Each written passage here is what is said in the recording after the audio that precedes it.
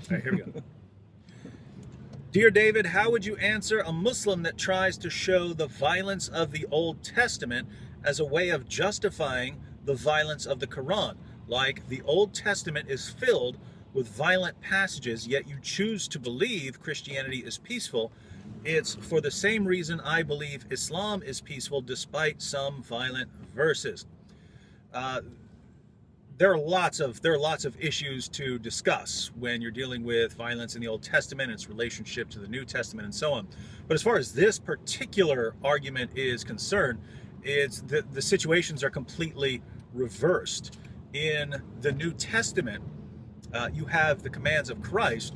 Nowhere does Christ command us to harm anyone. He commands just the opposite.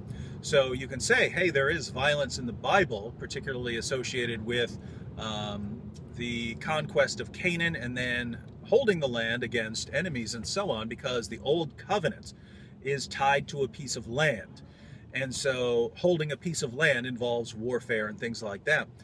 The New Testament is not tied to any piece of land, and Christians are commanded to love everyone, to harm no one, to love our enemies, and to pray for those who persecute us. So notice the progression is from violence that has to do with an old covenant that has now been replaced by a new covenant in which you are not allowed to fight for Christ in the sense of violently subjugating people or commanding people to convert to Christ, and if they don't, you attack them.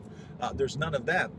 In the Quran, the situation is exactly reverse. The peaceful commands are earlier, and the final marching orders are the commands to fight those who do not believe in Allah, things like that. And so if you just look at the two texts, you read them from beginning to end, and you ask yourself, what's the takeaway message? What are the final marching orders? If I believe this book, what am I supposed to do now? If you ask that about the Bible, you'd say, I'm commanded to love everyone, to harm no one, to do good to everyone, to live in peace with all men. If you read the Quran and ask, what am I commanded to do? It's going to depend on what sort of circumstances you're in, but the ultimate goal is that Islam calls for the violent subjugation of the world. And so very different messages. And so anyone who says, hey, I can interpret the Quran peacefully because there are violent verses in the Bible, and if you get to say Christianity is a religion of peace in spite of those violent verses, then I can say Islam's a religion of peace in spite of the violent verses. You can say the Quran's a book of peace, but if that's your argument, that is a very, very poor argument. There's another brief way to put it, too. I would say Christians are called to follow Jesus.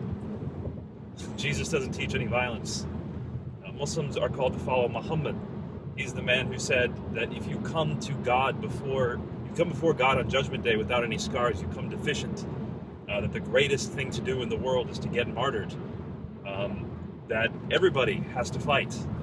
If you don't fight, then you're a hypocrite. Surah 9 of the Quran, read it. Starting from 927 through 945. If you just read carefully, you'll find that Muslims are supposed to make Islam prevail over every religion. So you compare following Muhammad to following Jesus. That's the end of that. When it comes to the Old Testament, yeah, there are questions to answer, but that's not what we're called to follow as Christians.